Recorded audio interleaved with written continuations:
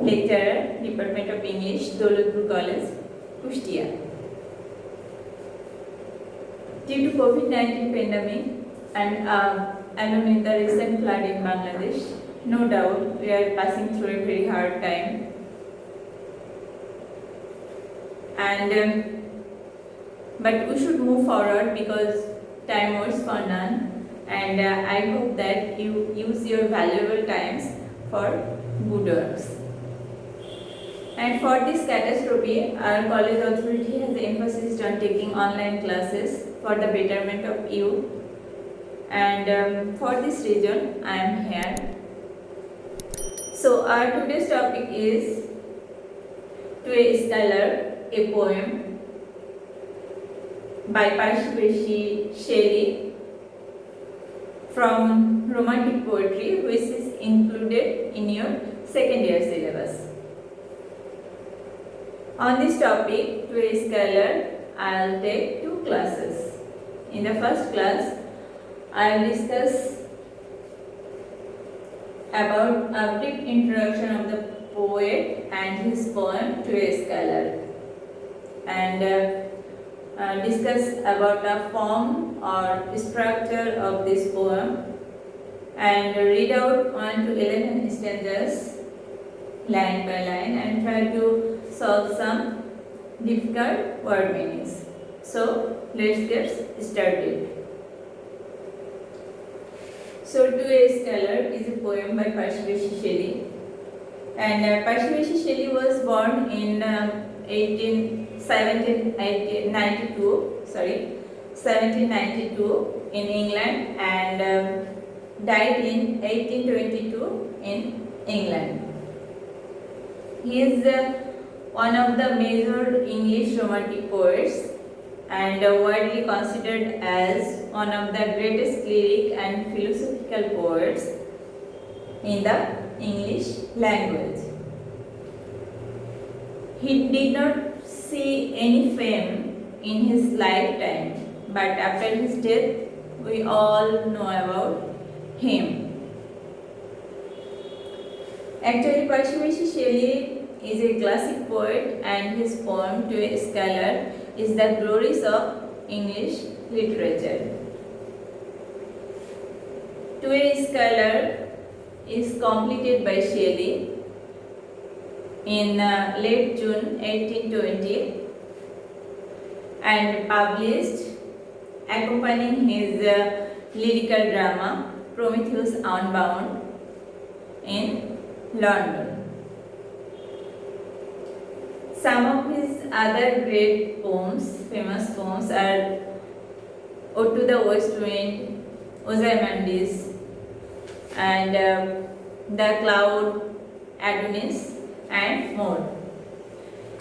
He is actually Percy Shelley became a key member of a close circle of visionary poets, included Lord Byron, John Keats, and his own second wife, Mary Shelley.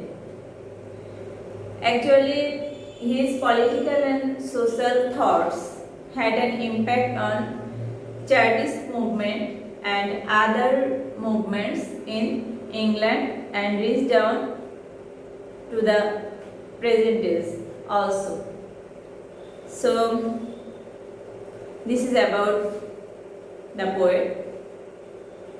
Now we discuss about the form of this poem.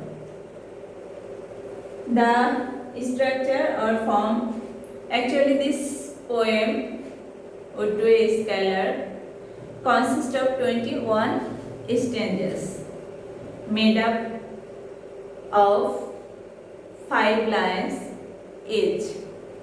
21 stanzas and 5 lines each. The first 4th line are metered as trochaic trimeter, and the 5th line is an iambic hexameter. The rhyming scheme of this poem, or the rhyming scheme of each stanza is A B A B B. A B A B B. So this is very important, and there are 105 lines of these poems. So this is the form of these poems. Now we read out the poems line by line. So I read out the poem. In the first stanza, hail to thee, bleedy spirit, but thou never wert, that from heaven or near it pourest thy full heart in profuse strength of unpremeditated art. So, in the first stanza, the writer said that যে তোমাকে অভিনন্দন জানায় হে ব্লিদি spirit, মানে একজন প্রফুল্ল সত্তাকে সে অভিবাদন জানাচ্ছে যে যে কখনোই পাখি ছিল না। ওয়ার্ড মিন্স এখানে ওয়ার্ড বলছে তুমি কখনো পাখি ছিলে না। That from heaven or near it, মানে আকাশ অথবা এর কাছাকাছি থেকে তুমি এসেছো, এবং যে অভাবিত শিল্প যেটা আগে কেউ কখনো চিন্তা করেনি এবং ভাবেনি, আনপ্রিমিডিয়েটেড আর্ট, সেই আর্টটা শৈলীটা তৈরি করার জন্য তুমি তোমার পূর্ণ হৃদয়টাকে প্রচুর পরিমাণে প্রফিউজ স্ট্রেন্থ প্রচুর পরিমাণে ঢেলে দিয়েছো। And the second স্ট্যান্জা, higher still and higher from the earth thou springest, like a cloud of fire, the blue deep thou wingest, and singing still dost swear, and swearing even singest. এখানে বলছে যে higher steel and higher, তুমি উড়ে বেড়াচ্ছ উপর থেকে উপরে, from the earth দাও স্প্রিংগেস্ট, উপর থেকে একদম মাটির উপর থেকে আকাশে উড়ে বেড়াচ্ছ, এবং like a cloud of fire, যেমন রক্তিমাভাব মেঘের মতো, ক্লাউডের বিদ্যুতের মতো, বিদ্যুৎগুলো যেভাবে আকাশে ঘুরে বেড়ায়। দ্য ব্লু ডিপ দ্য উইঙ্গেস্ট, তোমার ডানা মেলে দিয়েছো গভীর নীলে, ব্লু ডিপ উইঙ্গেস্টে তোমার ডানাটা মেলে দিয়েছো। অ্যান্ড সিঙ্গিং স্টিল ডোস্ট, এবং গান গাচ্ছ এবং উড়ে বেড়াচ্ছ, এবং উড়ে বেড়াচ্ছ আর গান গাচ্ছ। এখানে কবি আসলে ছন্দ মিলানোর জন্য এই দুইবার এই শব্দটা ব্যবহার করেছে। In the golden lightning of the sunken sun, over which clouds are brightening, thou dost float and run like an unbodied joy whose race is just begun.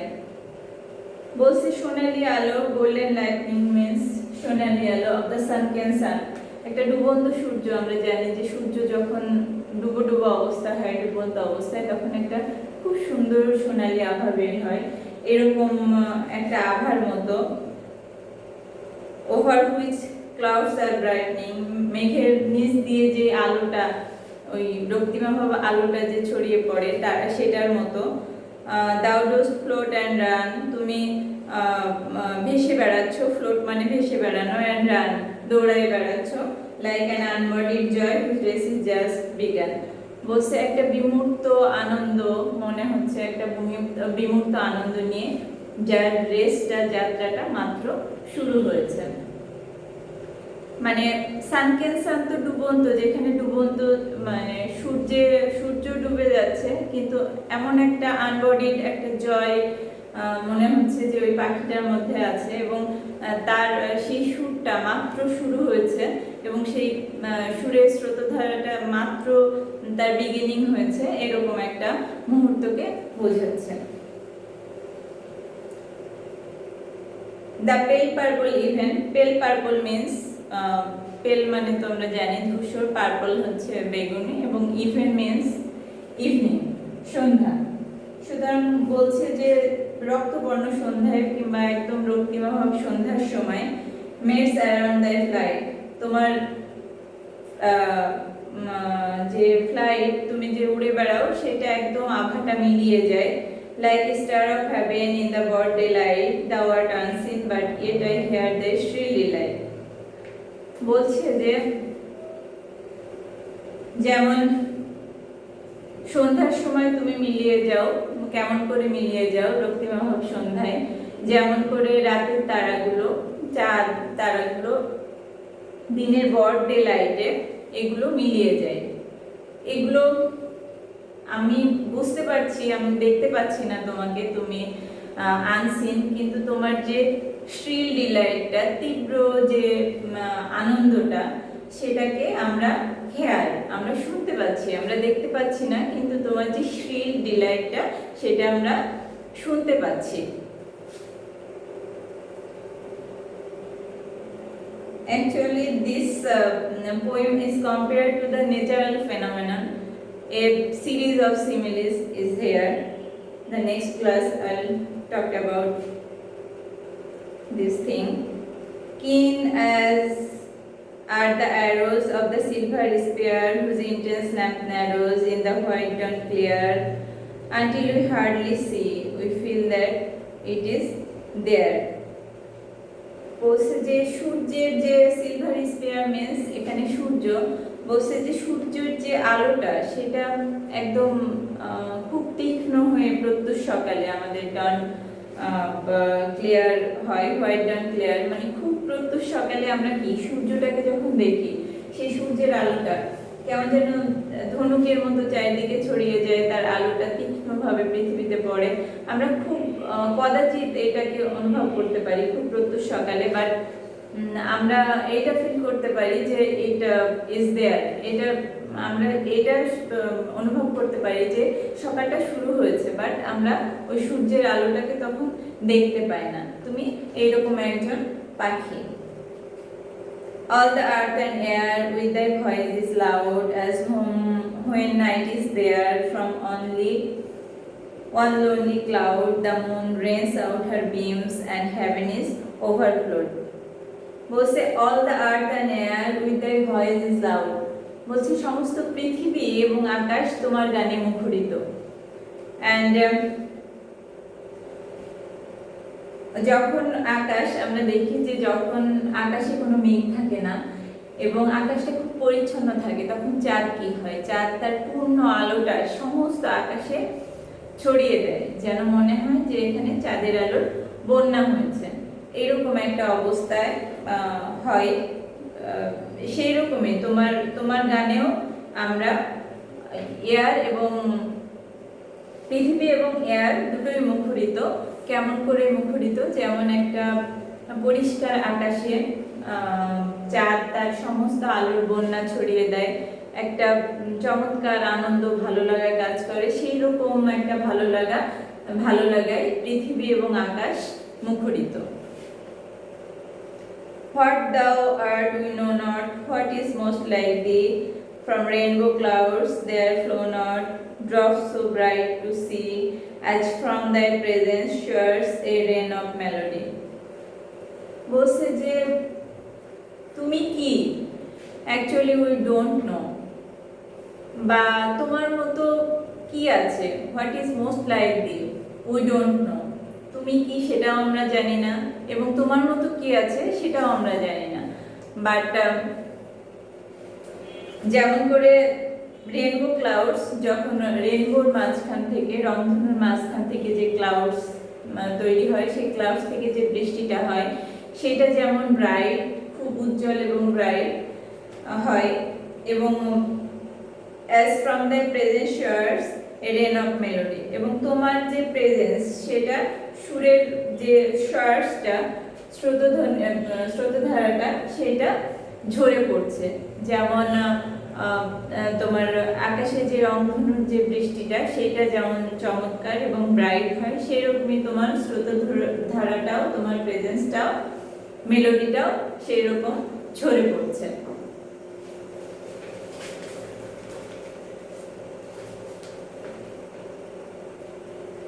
So, like a poet hidden in the light of thought, singing hymns unbidden till the world is wrought to sympathy with hopes and fears it heeded not. This stanza is very important. এখানে কবি বলছে যে যেমন poet hidden, একজন লুকায়িত কবির মতো। লুকায়িত কবি কাকে বলে? যে কবি নিজেকে প্রকাশ করে না, কিন্তু তার যে অভাবিত শিল্পগুলো এবং তার যে কবি প্রতিভা এবং কবিতাগুলো সেগুলো অনেক বেশি ভ্যালুয়েবল এবং অনেক বেশি গুরুত্ব বহন করে। সেই রকম একজন লুকায়িত কবির কথা বলছে যে তুমি লুকায়িত কবির মতো কম্পারিজন করছে, যে এরকম একজন কবির মতো যে কবিটা কিনা তার থটস অফ লাইট দিয়ে পৃথিবীকে আলোকিত করবে, যে চিন্তার যে আলো আছে সেটা দিয়ে পৃথিবীকে আলোকিত করার চেষ্টা করে এবং পৃথিবী যতক্ষণ আলোকিত না হয় ততক্ষণ পর্যন্ত সে তার হিমসটা প্রার্থনা গীতটা চালিয়ে যায় পৃথিবীটাকে সাজানোর জন্য। এবং এই যে প্রার্থনা গীত গায় সেটা হচ্ছে তারা সেই সমস্ত কবিগুলো সমস্ত হোপ, পৃথিবীতে যতগুলো হোপ আছে, আশা আছে, সেই আশাগুলোকে সিম্প্যাথি জাগায় এবং কোনো কিছুকে ফেয়ার করে না, কোনো কিছুকে ভয় করে না এবং হিডেড করে না, কোনো কিছুতেই কান দেয় না এবং কোনো খারাপ কিছুতে ভয় পায় না, কিন্তু ভালো কিছুকে, কোনো আশাকে তারা সহানুভূতি জাগায়। তুমিও ঠিক সেই রকম কিছু একটা। Like a high-born maiden in a palace tower, soothing her love-laden soul in secret hour, with music sweet as love, which overflows her power. প্রথমে তো বললো যে লুকায়িত কবির মতো তুমি, এবার বলছে তুমি একজন হাই-বর্ন লেডেনের মতো, একজন উচ্চ বংশীয় রাজকুমারীর মতো, যে কিনা প্রাসাদের একটা টাওয়ারে থাকে এবং যে তার ভালোবাসার বিরহের হৃদয়টাকে প্রশমিত করার জন্য, সুদিং করার জন্য খুব গোপন একটা সময়ে সে তার ভালোবাসার একটা সঙ্গীত গান গায়, যেই গানটা তার যে আবাসস্থল, যে জায়গায় সে গান গায়, সে তার চারপাশে ছড়িয়ে পড়ে বা প্লাবিত হয়। তুমিও ঠিক এইরকম, তোমার গানটাও ঠিক এইরকম, মানে সুদিং করে সবকিছু।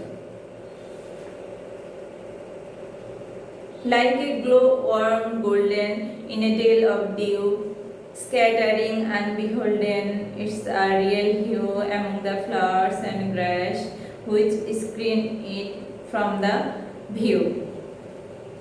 এইবার বলছে যে রাজকুমারী তো শেষ, এবার বলছে যে সে জোনাকি পোকা যেমন তার আলো ছড়ায় দেয়, শিশিরের উপত্যকা হতে তার আলো ছড়ায় দেয়, রিয়েল হিউ ছড়ায় দেয় চারিদিকে। কোথায় ছড়ায় দেয়? গ্রাসের ভিতরে এবং ফ্লাওয়ার্সের ভিতরে ছড়ায় দেয়, কিন্তু সে সবার নজর থেকে দূরে থাকে বা আড়ালে থাকে। সেই রকমই তুমি একটা উজ্জ্বল আলো, তোমার গানটা এরকমই একটা হয়তো উজ্জ্বল একটা আলো, যেটা সবার নজর থেকে কিংবা সবার লোকচক্ষুর আড়াল থেকে দূরে থেকেও তোমার ওই যে আলোটা সেটা পৃথিবীতে ছড়িয়ে দাও।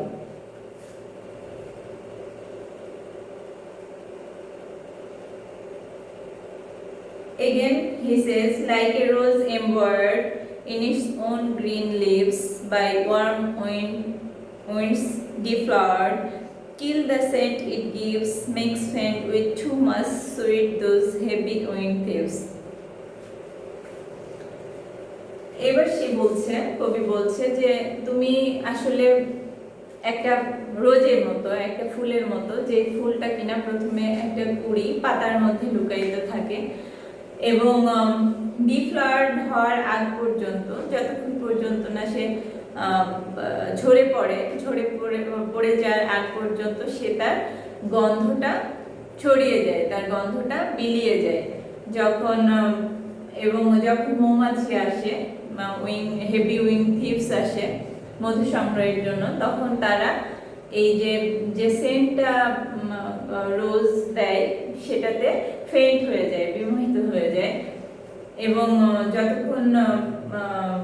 এবং তুমি হচ্ছে সেই রকমই একটা বিমোহিত করার মতো তোমার সঙ্গীতটা, যেটা মানুষকে বিমোহিত করে, ফেইন্টেড করে। And again he says, sound of vernal showers on the twinkling grass, rain awakened flowers, all that ever was joyous and clear and the music door surface. এখন বলছে যে